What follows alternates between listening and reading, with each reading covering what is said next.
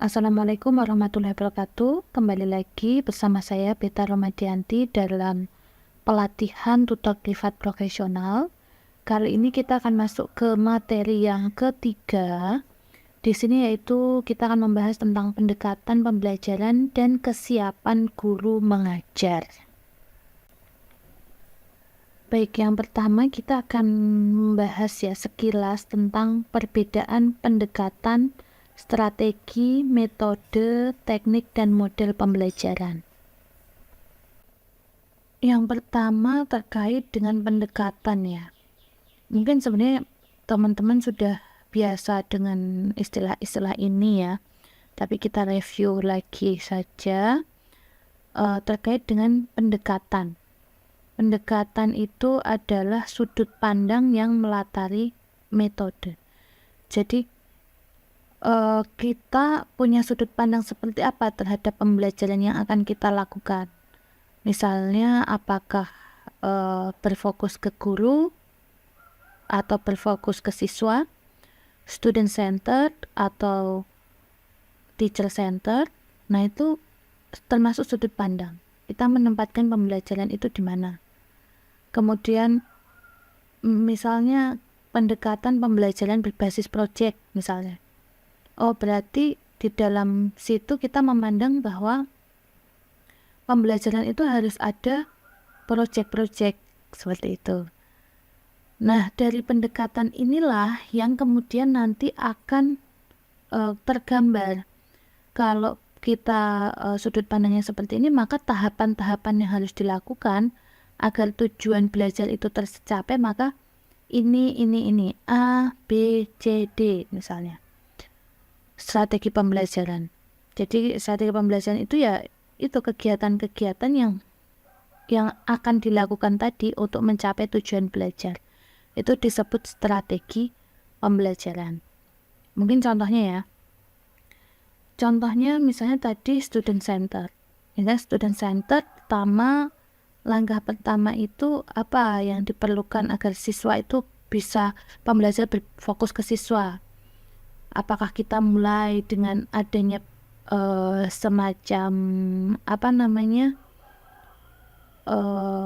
langkah awal gitu untuk menarik perhatian siswa, bagaimana untuk membuat siswa itu engage dan sebagainya. Itu kan ada strategi-strateginya, kegiatan-kegiatan apa yang harus dilakukan. Nah, itu strategi pembelajaran yang nanti akan diturunkan lebih operasional lagi ke dalam metode pembelajaran.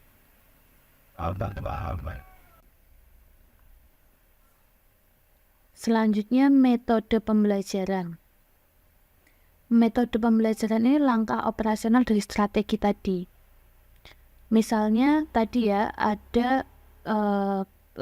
ada strategi untuk membuat siswa lebih engage dalam pembelajaran atau lebih terikat gitu ya dalam pembelajaran. Langkah operasionalnya apa agar bisa lebih engage atau bisa lebih terikat dalam pembelajaran? Apakah mungkin perlu langkah pertama mungkin perlu diberikan games untuk menarik perhatian seperti itu. Setelah games mungkin ada langkah apa lagi? Mungkin ada menyisipkan materi di dalam games itu atau ada pembelajaran tertentu dari games itu. Nah, itu termasuk ke dalam metode. Metode itu lebih spesifik lagi dituangkan ke dalam teknik. Jadi lebih teknis. Misalnya dengan gamesnya yang games apa, seperti apa yang cocok untuk anak di usia itu. Misalnya dia usia SD, SMP, SMA tentu berbeda kan untuk gamesnya. Nah, ini terkait dengan teknik. Jadi kita menyesuaikan metode dengan umur siswa misalnya, menyesuaikan dengan situasi dan kondisi saat itu. Nah, itu udah masuk ke teknik. Nah, model itu lebih luas lagi. Model itu membingkai semuanya itu tadi. Jadi, bingkai dari pendekatan, strategi, metode, teknik itu dibingkai di dalam model pembelajaran. Selanjutnya, silahkan tugas 2A ya.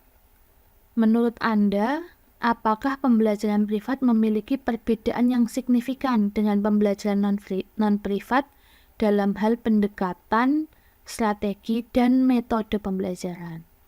Kemudian berikan contoh pendekatan, strategi, dan metode yang bisa digunakan dalam pembelajaran privat.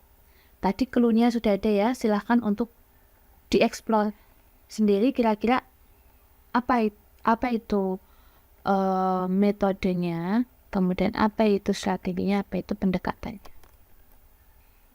Oke, selanjutnya kita akan masuk ke pembahasan selanjutnya, yaitu persiapan guru. Ini saya merangkum dari Slameto 2015 ya. Jadi menurut Slameto itu ada 3 unsur atau 3 aspek terkait kesiapan. Ini sebenarnya bukan kesiapan guru kalau Slameto, tapi kesiapan sendiri itu ada 3 aspek ini, yaitu kondisi fisik, mental, dan emosional, itu yang pertama. Yang kedua, kebutuhan-kebutuhan, motif, dan tujuan. Dan yang ketiga, keterampilan, pengetahuan, dan pengertian lain yang telah dipelajari. Yang pertama, kondisi fisik, mental, dan emosional. Artinya, pengajar atau guru itu harus memastikan dirinya sehat dan stabil secara fisik, mental, dan emosional ketika akan mengajar. Kalau misalnya kita tipenya moody gitu ya, ya bagaimana agar kita stabil saat mengajar?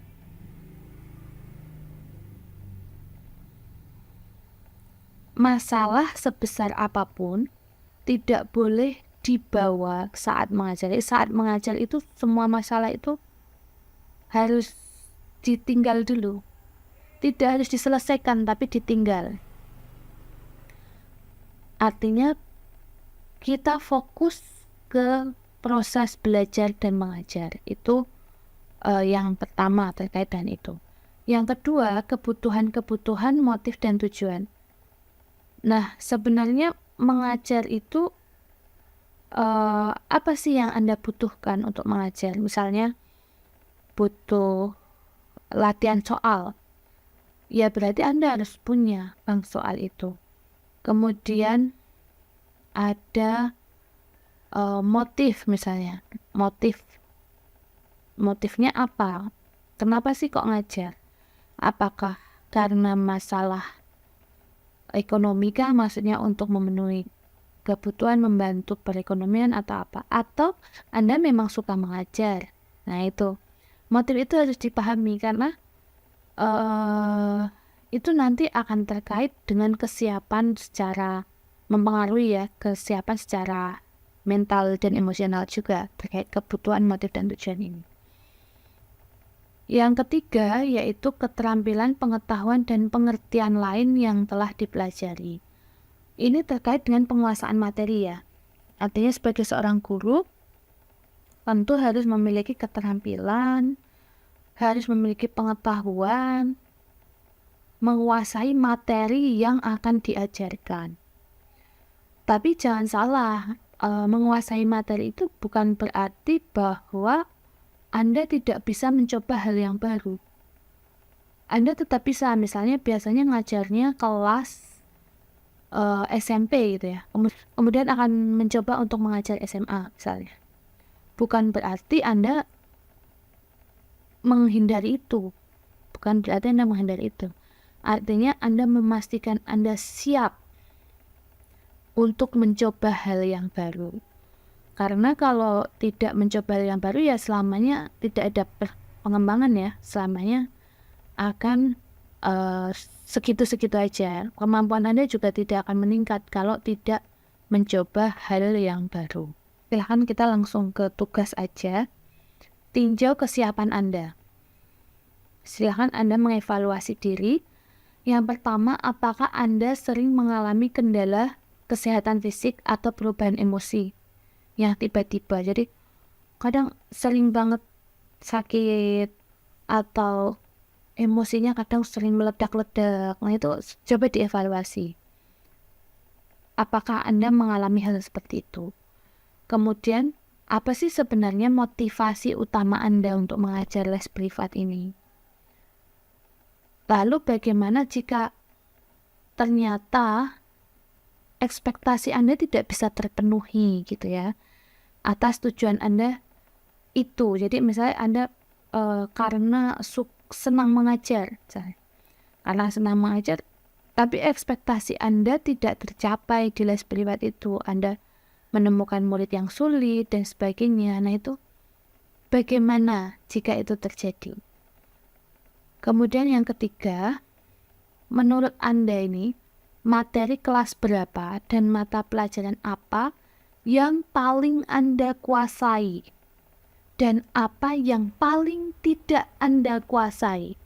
Jadi gradasi ya, yang paling Anda kuasai dan yang paling tidak Anda kuasai. Artinya di luar itu berada di antara keduanya. Oke, nanti silahkan tugas-tugas ini nanti diisi di link ya. Nah, terakhir ya, ini sebenarnya yang terakhir, bagaimana memitigasi kesiapan. Tadi sebenarnya tinjauan tadi, yang ditugas tadi itu adalah cara yang pertama, yaitu memahami diri Anda sepenuhnya, mengenali diri Anda sepenuhnya. Karena Anda adalah yang paling mengenal diri Anda sendiri. Tidak bisa orang lain menerka-nerka gitu ya, kesiapan Anda. Kesiapan Anda ya yang paling tahu adalah Anda sendiri. Maka selalu tinjau kesiapan Anda. Mungkin bisa dengan evaluasi ya. Nanti jadi setiap pembelajaran di LKS kita juga ada yang namanya evaluasi pembelajaran, seperti itu.